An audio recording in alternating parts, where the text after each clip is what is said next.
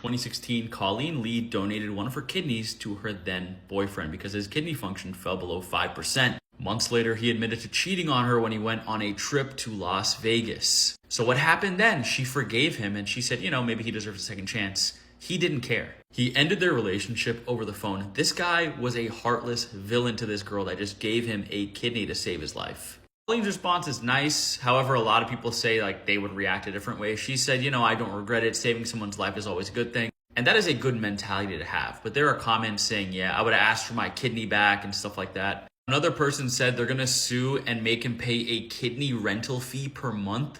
One person did bring up some interesting discourse. They said this guy's going to try to hide his story for the rest of his life because, this is just shameful. You cheat on your girlfriend, she gives you her kidney and everything like that, you break up with her, that's messed up.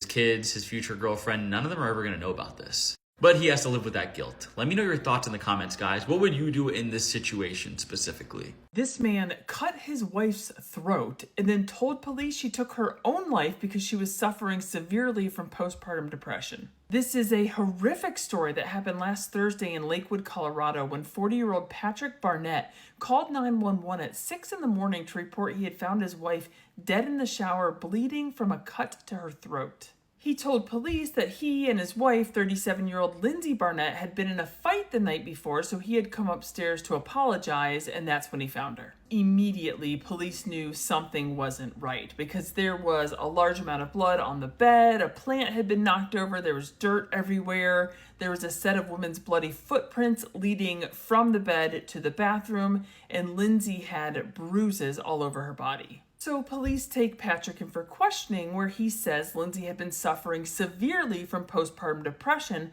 after the birth of their second child. But as he's talking, police get a call asking if they would do a wellness check on this caller's boyfriend because she hadn't heard from him all day. Turns out Patrick had been cheating on Lindsay for the past 3 months, and Patrick had told his girlfriend that he and Lindsay were separated and that she was in a psychiatric hospital after attempting to take her own life the weekend prior. Patrick has now been charged with first-degree murder. Fuck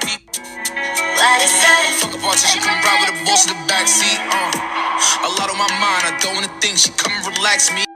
So this is John Tay Collier and Eric Dodds, a TikTok couple who amassed over 800,000 followers before they were arrested for murder charges. So before their arrest, John Tay and Eric made dancing videos, relationship videos, and their account was taking off pretty quickly here on TikTok. Even a quick glance at their account right now shows that they have videos with millions and millions of views. Yes, their account is still online. But on August 1st, 2022, local authorities responded to a report of shots fired in Rossville, Georgia. When authorities responded, they found Dakota Bradshaw shot to death inside of his own home. So there were actually 4 suspects in this murder, but recently these 2 were sentenced to lengthy prison terms. And I couldn't really find information on what the alleged motive would have been behind this murder, but their vehicles that they featured prominently in their TikTok videos were seen by multiple witnesses in the area of the crime right when it happened. You see, Dakota Bradshaw had been sitting near his window at his house when people shot through the window, killing him. And allegedly, the suspects were parked in Dakota's driveway and fled in a red pickup truck, a truck that belonged to these guys. Now, interestingly enough, Eric and John Tay's TikTok account is still actively posting. And they are posting tons of content about how these 2 are allegedly innocent. But the legal system didn't see it that way. You see, in June of this year, Eric Dodds was sentenced to life in prison without the possibility of parole. And John Tay Kavon Collier was found guilty of the murder charges, and he was sentenced to life in prison with the possibility of parole. Now, I'm eager to find out more details behind this case, like why this happened, who exactly pulled the trigger. There's a lot of mystery surrounding this story, but I'll keep you guys updated if I find anything else out. So here's the scoop on the top family murders. This family, no one could find them around December of 2019. Family members were asking law enforcement to do a wellness check. Law enforcement showed up, knocked on the door, they didn't answer, and so they just left. Until weeks later when they come serve a warrant on this dude for fraud in his medical practice. When they show up, they find out dude has been living in his house with his entire family murdered and all sleeping together in one room. They were drugged with Benadryl, then stabbed. His wife, 13-year-old, 11-year-old, and 4-year-old. When he's first arrested, dude confesses. I don't know if he gave a reason. I've heard stories where he's like, I totally snapped and came to at the police department, but he confessed at one point. But fast forward a year, and now this slimy dude is saying that his wife drugged and killed her kids, drugged and killed herself, and now he's awaiting trial.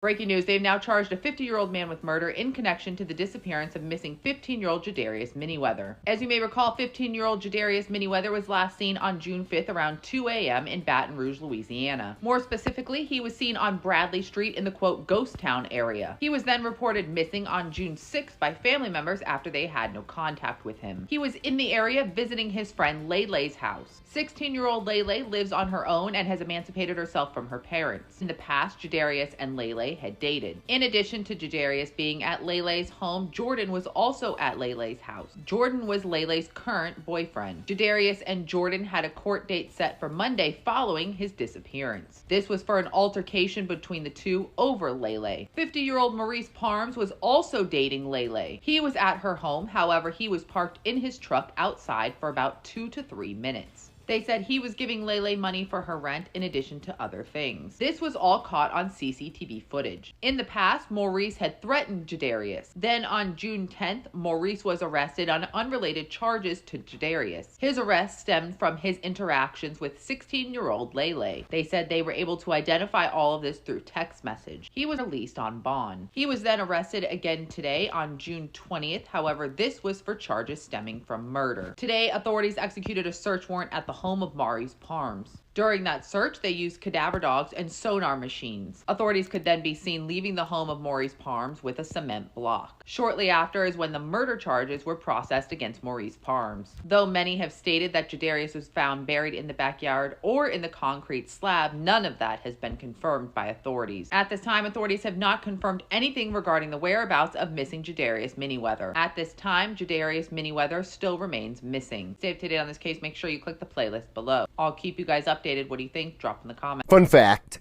The worst animated movie ever made is currently going viral in China and is holding its own against Hollywood blockbusters like Spider-Man and The Odyssey. No Lie is the bizarre coming-of-age story of a young ox, with many people calling the animation crude and spooky, and saying that the plot is disorganized and hard to follow. But the movie does have a heartwarming backstory, as it was made by a mother and her son over 5 years, with the two of them doing all the writing, animation, voicing, and production on a budget of less than $5,000. The film was released in theaters with almost no marketing. They didn't even make posters, which meant the theaters had to draw their own by hand, and the movie was initially a massive flop, making less than $1,200, but as it entered its final days in theaters, it started going viral online because people couldn't stop talking about how bad the animation, story, and production were, and that by buying a ticket to such a bad movie just because it was human-made would send a strong anti-AI message to filmmakers. Today, No Lie has made around $2.5 million in box office revenue and is still trending. A Florida man who launched an online fundraiser soon after his husband's murder more than 4 months ago is now considered a suspect in the murder. 59-year-old Timothy Smith was found dead on March 25, 2023 during a welfare check. He had failed to show up to work the day before, and his coworkers called for a wellness check, and when that welfare check happened, he was found dead. At the time, officials said he was the victim of a violent attack and that the murder appeared to be targeted. But at the time, they did not name any suspects or persons of interest. Just days later, Timothy's husband, Herbert Swilly, created a GoFundMe citing the tragic loss for everyone, family, and friends. He ended up raising over $2,200 to cover funeral expenses and a celebration of life. Now, the sheriff's office says Swilly is considered a suspect in Timothy's murder, and his daughter is a person of interest. According to the sheriff's office, detectives spoke with Swilly at the early stages of the investigation, and they've been trying to speak with him again, but his attorney has indicated that he will only cooperate if he is provided with immunity from prosecution for Timothy's murder. And then they said that Jordan Swilly, Herbert's daughter, is considered a person of interest, and she too gave a preliminary statement but has declined to speak with them further. The day before the news of Swilly being a suspect came out, he posted a tribute to his husband on Facebook, marking what would have been their 8th wedding anniversary. He said, "I just want to wish you happy anniversary to my very loving husband. I know you are up there looking down on us and taking care of us. Jordan and I will celebrate our anniversary tonight out having dinner. I wish you could be here with us in body because I know you are here in spirit." He said, "Life isn't the same without you. I miss your smile and your loving spirit. To let you know it's a very hard day because I know we would have had a great celebration." But he's now considered a suspect, and because he's unwilling to speak with the detectives again, authorities are urging people to come forward with any information they may have in order to solve the case. They say this could include information regarding Timothy's activities in the days or weeks leading up to his death, or information about Timothy and Herbert's relationship. And here are all the numbers you can call if you have information, including how to remain anonymous. At this point, Timothy's murder remains unsolved, and his husband, Herbert Swilley, remains a suspect. Like I said, the sheriff's office is asking the public for help with any information that might help solve this case, because at this time, Swilley is not speaking with them and they don't have too much else to go on.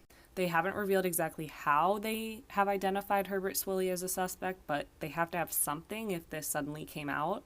But either way, Timothy needs justice. Rest in peace, Timothy. This is the first bird to ever testify in court. On May 13, 2015, police arrive at a home near Sand Lake, Michigan. Inside, they find the bodies of Marty and Glenna Durham. Marty had been shot 5 times, and Glenna was shot twice in the head but survived. After making a full recovery, Glenna told police that somebody had broken into their home before shooting them and fleeing. Marty's 3 children were going through things inside of his home when they found a manila envelope. Inside the envelope, they found suicide notes written by Glenna. Just a couple weeks before Marty's death, he received a phone call from a family member. The family member told him he had seen Marty's home in the foreclosure section of the newspaper. Marty had no idea about this, as Glenna was the one that took over the bills, and she hid from him that they were facing foreclosure. Even after finding the suicide notes, Glenna still proclaimed she was innocent. That is, until Marty's parrot began reenacting the crime scene. The new owner noticed him arguing in 2 different voices, and the last thing he said was, Glenna was put on trial for the attempted murder-suicide of Marty Durham, and Marty's parrot was the key witness.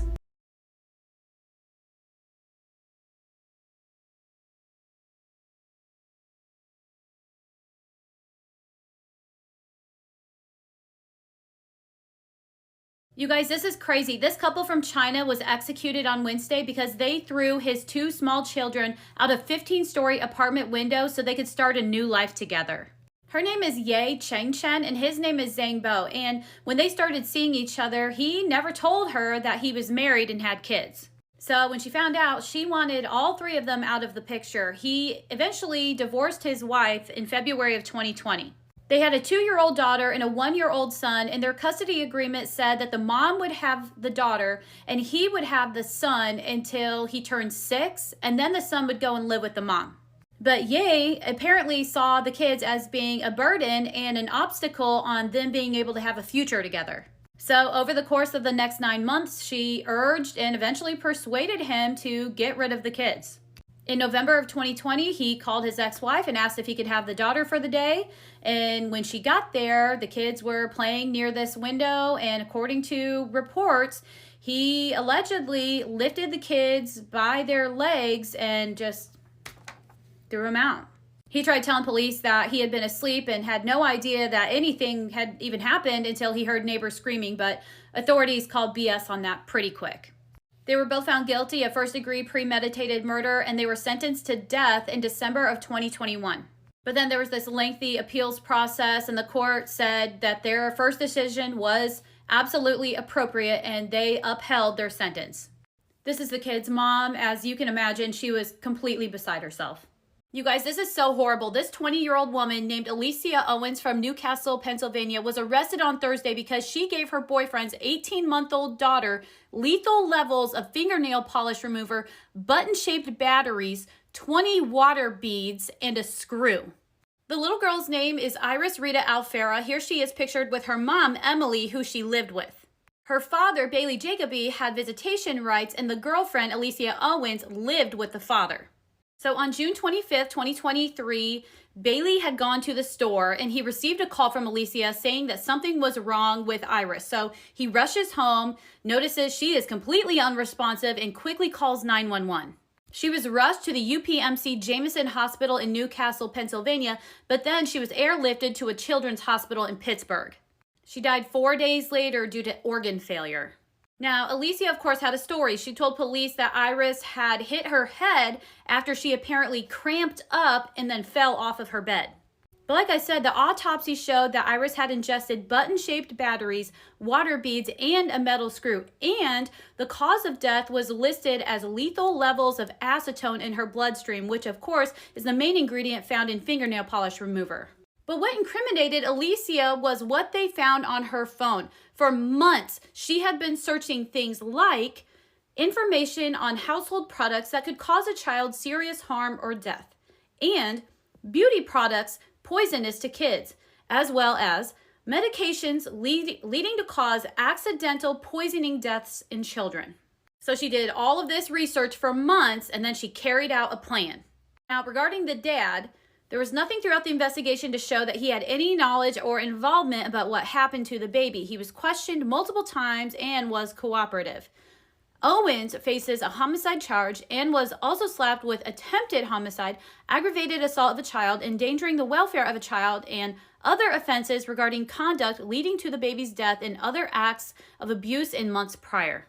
And reports state that when she had court on Thursday, she was just completely flat, dry-eyed, and emotionless. Her mom, Emily, posts all kinds of pictures and videos of her on her Facebook, and you can tell Iris was her entire world, so my heart just breaks for her. I will let everybody know what happens to this monster. She fell in love with her daughter and married her. This is Stephanie from Oklahoma, and I wasn't even looking for this story. I was researching something else, and I came across this, and I was like, clicking that link. So Stephanie lost custody of her kids when they were younger, and their paternal grandmother took over. Later, she got back into her kids' life, and then she says her and her daughter just hit it off. And this was after she married her son in 2008 and then got it annulled in 2010. She said that wasn't a actual, with an S, relationship. She just married him to get him out of the military. Don't understand how this works, but that's what she said. Now this son right here says he tried that mess with her, but he wasn't going for it. He denied her advances. DHS got involved. She was 44 here and she was 26, so I don't understand how this worked with the DHS. I don't know if there was a child in the home or what, but DHS got involved and they were charged with incest. They are now divorced. Well, the marriage has been annulled. Oh, and the mother said she feel like she didn't do nothing wrong because her name wasn't on her daughter's birth certificate. Honey is in the blood. Hi, I'm Cam, and this group of friends thought they were opening a suitcase full of cash, but it ended up being anyone's worst nightmare. On August 19th, 2020, a group of teens went randonauting on a West Seattle beach. They stumbled upon a black suitcase. Immediately, they smelled the most putrid odor. They opened the suitcase and saw that something was wrapped in a black garbage bag. They decided to call the police. What the teens found turned out to be the bodies of 35-year-old Jessica Lewis and 27-year-old Austin Wenner. Autopsies revealed that Jessica had been shot multiple times, and Austin had suffered a single gunshot to the torso. They had both been beaten and dismembered to fit in the suitcases. The couple, who had been together for 8 years, had been killed 2 months prior to their discovery. The killer, 62-year-old Michael Lee Doodley, their landlord.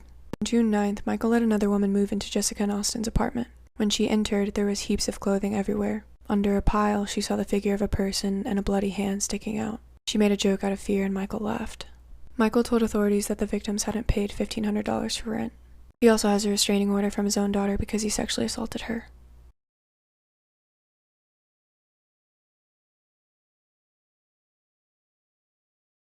So the U.S. is going to execute somebody by firing squad for the first time in 15 years. This is Brad Sigmund, and in 2001, he killed his ex-girlfriend's parents with a baseball bat. He was tried, and he was sentenced to death. Now, Brad's date came, and he started pitching a fit about it, basically. See, he had heard that 2 people in South Carolina who had been executed by lethal injection before him had apparently had a really terrible experience, as in the medicine didn't work right. It was just supposed to be terrible. He didn't like that, so he got his lawyer to ask for a postponement, said that he didn't think that it was humane, that he would have to be subjected to lethal injection.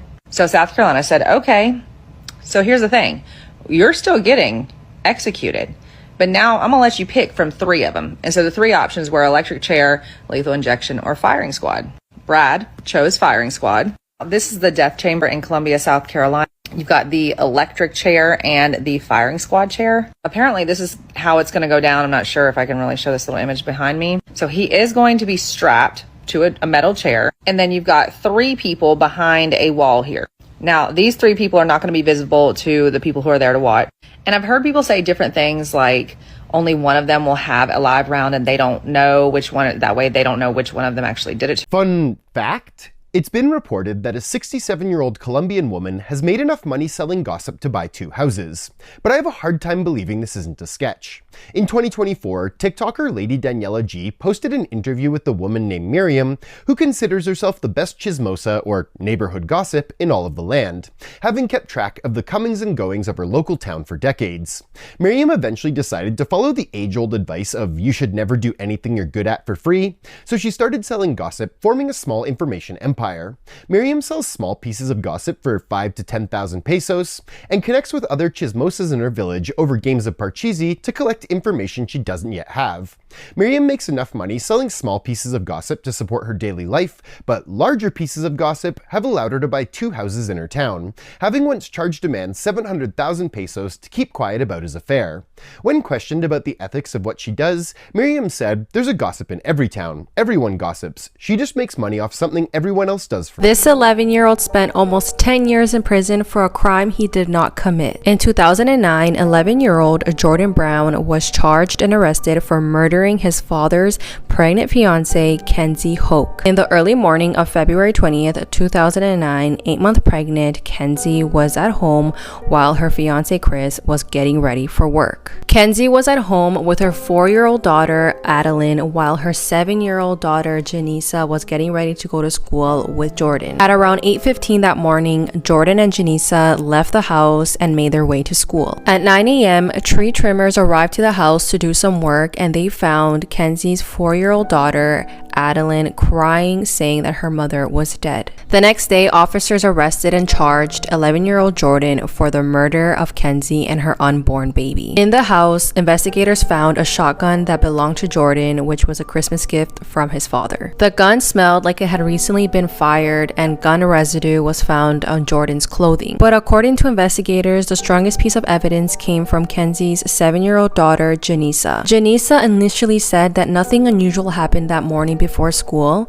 but when she was re-interviewed, she mentioned that she did hear a loud boom that sounded like a gunshot. Chris was extremely devastated over his fiancée and unborn baby's death, but he was also dealing with his son's case and ultimately believed that Jordan was innocent. Chris traveled 4 hours every single day to visit his son at the detention center in Erie County, Pennsylvania. Almost 9 years later, in July 2018, Jordan's case was heard by the Pennsylvania Supreme Court and agreed that the court failed to prove Jordan guilty beyond a reasonable doubt. The court ruled that there was insufficient evidence to prosecute Jordan, so at 20 years old, Jordan was set free. Investigators still say that there is no doubt in their minds that Jordan was guilty, and the motive behind it was because he was jealous of the relationship between his father and his soon-to-be stepmom. So have you guys heard about this case? And if you have, do you think Jordan was really guilty for the murder of Kenzie Hoke? This mother was caught eating her 4-year-old son.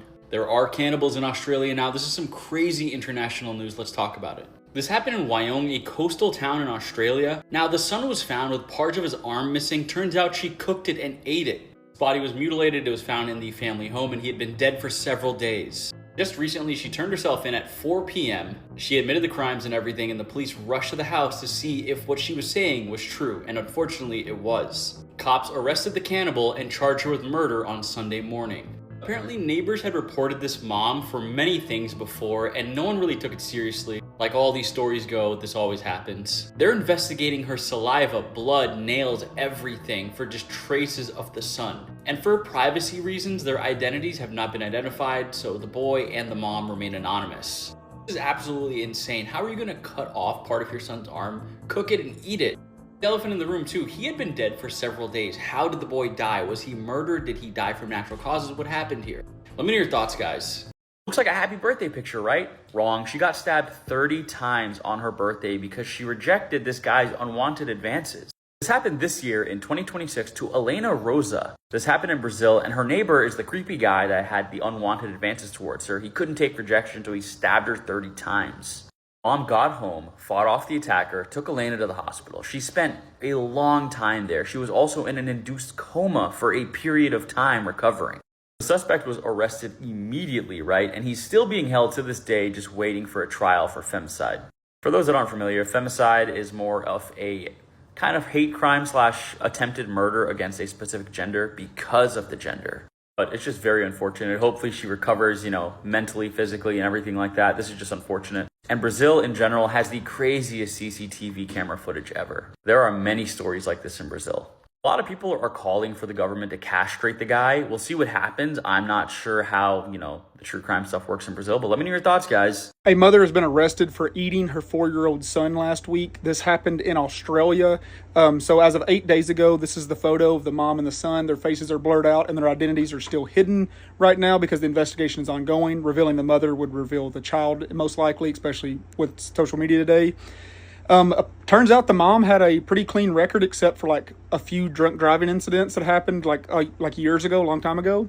But 18 months ago, they're not releasing all the details yet. 18 months ago, Child Services was contacted about the pair. More details have not been released yet, so you're probably about to hear a lot about this and a bunch of true crime stuff. But she called the police on herself, I guess, is what I'm understanding. And she told the police when they arrived that she had eaten part of her son. So it's a weird cannibalist situation right now. So she has been sent off for mental testing. We're going to find out if drugs were involved, if she had some kind of severe crazy mental break, or what's going on here. We just don't know yet. His cause of death has not even been released yet. But I've been sent this story a lot this week. People keep sending it to me, and I'm like, I want to cover it more when I know more details. But right now, that's all we know. So never mind, it's actually more weird. She didn't call the police on herself. She left the home with the child's body inside, walked to the police station, and then turned herself in and said a welfare check needs to be conducted at her home. She did not say what had happened at her home. When the police got there, they saw the grisly scene, which many of them described as the worst thing that they had ever thought about possibly seeing. If you want to stay up to date on these stories, especially if you're on TikTok, don't watch me on TikTok. Please watch me on Facebook or Spotify or Apple Podcast. It's called Matt from Nomads over there, and our Facebook has the same name, Nomads Animal Encounter. I'm on a TikTok hiatus. Go elsewhere.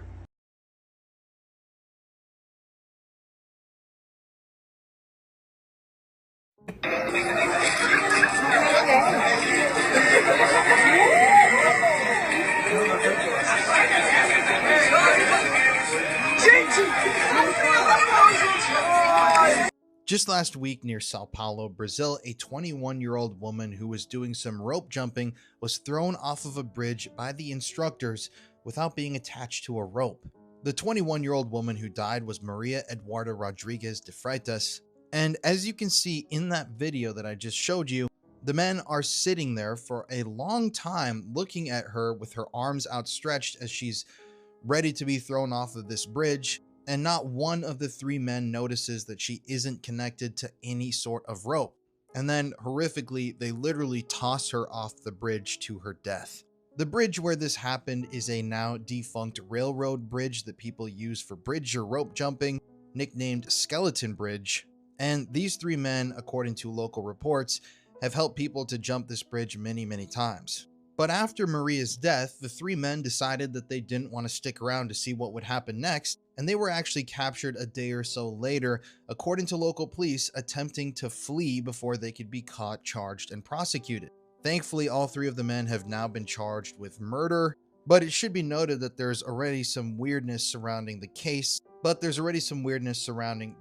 Like the fact that the camera that Maria was wearing on her body when she was thrown off the bridge mysteriously vanished from her person after the fall and has yet to be seen. This is just an absolutely horrific story. I hope these 3 men are charged to the fullest extent of Brazilian law, and it's really a reminder that anything can happen at any time in this life. We need to live life to the fullest, and my thoughts go out to Maria's family. I mean, this is just an absolutely horrific way to go. Imagine getting lost in the Paris catacombs, one of the scariest places on Earth. Well, that's what happens in As Above, So Below, so let's explain it. The film centers on Scarlett, a young archaeologist who becomes obsessed with finding the legendary Philosopher's Stone, a mysterious object said to have the power to transform metals and grant eternal life. Her search leads her into the ancient catacombs beneath Paris, where she and a small group of explorers venture deep underground. At first, the journey feels like a dangerous but fascinating exploration, but the deeper they travel, the stranger things become. The tunnels seem to change around them and passages appear where they shouldn't, and the group begins encountering disturbing events. Eventually, they realize they're not simply lost underground. Something is forcing them to confront the things they've tried hardest to bury.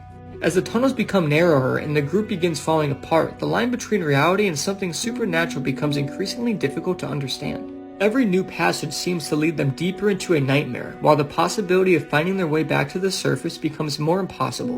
What makes As Above, So Below so disturbing is its combination of physical and psychological horror.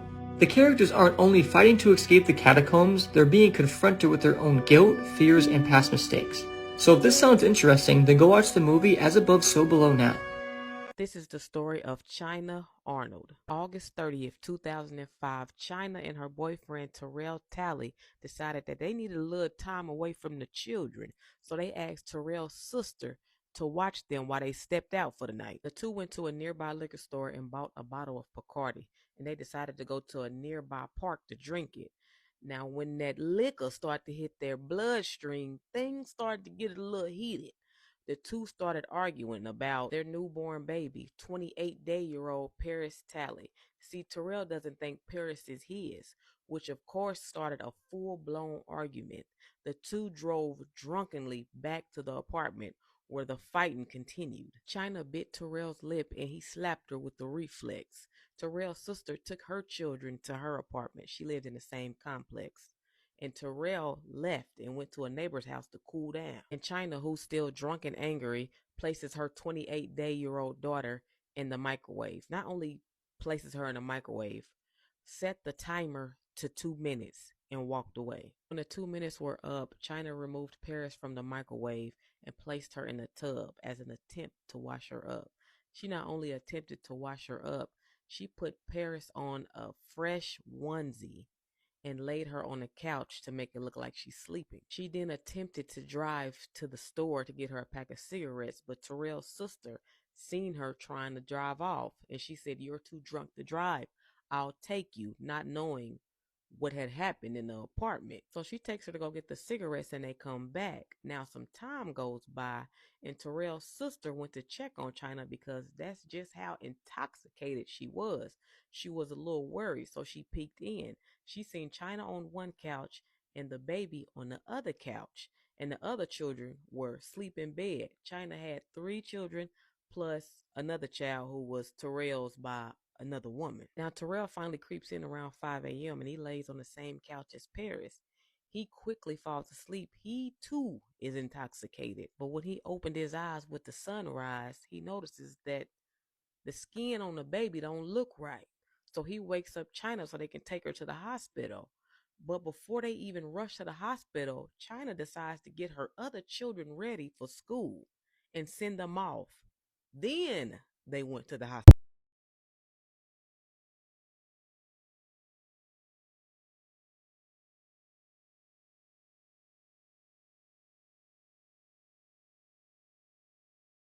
A family vlogger on TikTok has been accused of committing horrible crimes against his 9 adopted sons. I'm about to talk about a lot of things, but I honestly think this is just the tip of the iceberg. Since 2017, Haim Cohen has documented his life online as a single Orthodox Jewish man raising his 9 adopted sons. On 2 TikTok accounts and a YouTube channel, he posted to hundreds of thousands of people. In 2019, Cohen was charged with indecency with a child after an exchange student from Spain stayed with him and was essayed. Despite that charge, Cohen was allowed to keep his 9 adopted sons who ranged from 4 to 14 at the time. By the way, these weird #1 dad edits were posted to his Facebook, and I think that he made them, not his children. On January 30th of this year, one of the sons made an anonymous call into a podcast. For 45 minutes, the boy told this host of Blind Skin Beauty that he was being essayed by his adoptive father, that his brothers were as well, and that they were scared to come forward. He said they were in fear of their lives and that Child Protective Services had been to their home 8 times. But Cohen would bribe or scare the children into staying quiet. The podcast host knew that this boy lived in Texas, but nothing else. But after 2 days and at least 200 phone calls, she finally tracked the family down.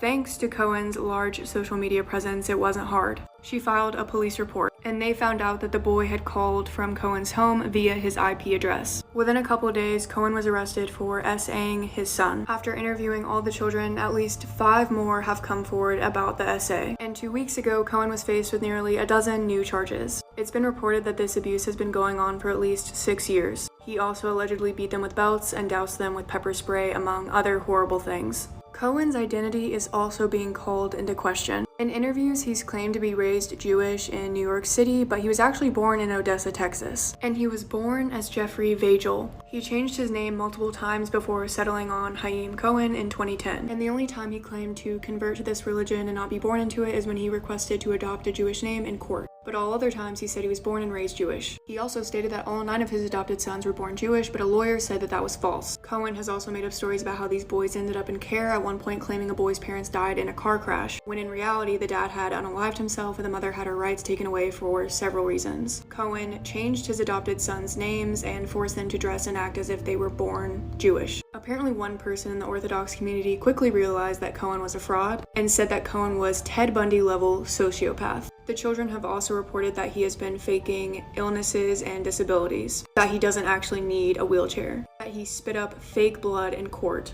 Apparently he was only released on bond for the 2019 case because he told the court he was in hospice for a terminal illness. I think a lot more things are going to come out about this man because this hasn't even gone to trial yet. The terrible dog-mauling death of 33-year-old Diane Whipple is one of those cases that I remember hearing about when it happened, and it has stuck with me ever since. On the afternoon of January 26, 2001, Diane was returning to her Pacific Heights apartment in San Francisco after running some errands. What she had no way of knowing was the mortal danger she was getting ready to face. As Diane was trying to enter her apartment, her neighbor, Marjorie Knoller, was also returning to her apartment after taking one of her dogs, a Preza Canario named Bane, out for a walk. Preza Canarios look like giant pit bulls. Giant. They can reach over 160 pounds and were originally bred as cattle dogs. Their job was to attack and pin down cattle, help prepare them for slaughter. Marjorie and her husband Robert didn't own just one of these giant dogs. They had 2. They also had Bane's sister. They named her Hera. When Marjorie opened her door, Hera was waiting on the other side. Hera noticed Diane at her door and started to growl. It was at this point Bane then turned his attention to Diane and started to drag Marjorie down the hall by his leash in order to get to Diane. Bane was so strong that he pulled Marjorie over and she was lying on the ground as he dragged her down the hall. This left the door open so that Hera could join in the attack as well. The assault on Diane lasted more than 10 minutes. All it was said and done, Diane would suffer from more than 70 bite marks and wounds. Despite doctors' best efforts, Diane would lose her life because of these injuries a few hours later in the hospital. When police arrived at the scene, they found Marjorie hiding in her apartment. She never called 911 or tried to offer Diane any first aid of any sort. She even had the audacity to tell police, quote, "I told her to stay still," meaning Diane. If she had, this would never have happened. She was blaming Diane for the attack. Both Marjorie and Robert knew their dogs had a history of aggression. Bane, seen here in this photo, had even bitten the tip of Robert's finger off during a dog fight at a dog park. They were known to kill animals on farms, and Bane even bit Diane, our victim, a few weeks before she was killed. Despite complaints from neighbors, their massive size and history of aggression, these dogs were allowed to live in a tiny San Francisco apartment surrounded by possible victims. After an investigation, both Marjorie and Robert were arrested. Marjorie was charged with second-degree murder and involuntary manslaughter, while Robert was just charged with involuntary manslaughter. After their trial, they were both sentenced to 4 years in prison. Marjorie would later be sentenced to an additional 15 years for the second-degree murder. Robert later died in 2018 of natural causes, while Marjorie remains in prison to this day. There are so many crazy details in this case that I didn't have time for, including adult adoption. So if you want to hear more, check us out. You won't regret it. This story is unbelievable, and I'm so sorry to Diane and her family.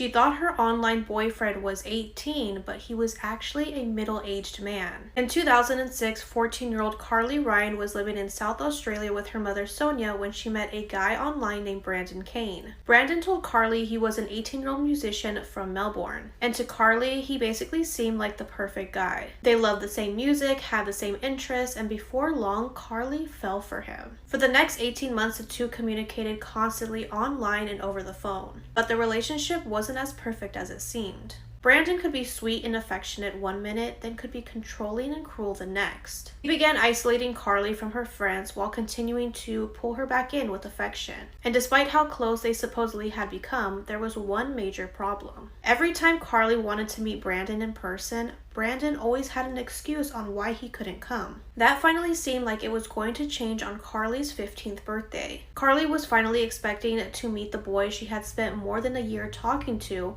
but instead a 50-year-old man showed up at her door. He introduced himself as Shane, Brandon's father. Shane told Carly that Brandon couldn't make it, but that his son sent her a birthday present, and inside of that gift was lingerie. At this point, Carly and her mother believed that Shane was the father of her boyfriend, so Sonia let him inside and he spent the night. But the following morning, Sonia discovered Shane fully clothed in Carly's bed with her, and she immediately told him to leave. Carly later told her mom that Shane had made inappropriate sexual advances towards her, but she rejected them. Sonia made it very clear that she did not want this man anywhere near her daughter again. 3 weeks later, on February 19th of 2007, Carly and her mother spent part of the day together going shopping and getting their nails done. Later that afternoon, Carly told her mom she was going to spend the night at a friend's house. She hugged her mom goodbye and left. Unfortunately, Sonia would never see her daughter alive again. The following morning, a man at Horseshoe Bay at Port Elliot discovered a teenage girl's body in the water. Meanwhile, Carly still hadn't returned home. Her mother tried to call her repeatedly, but she never answered.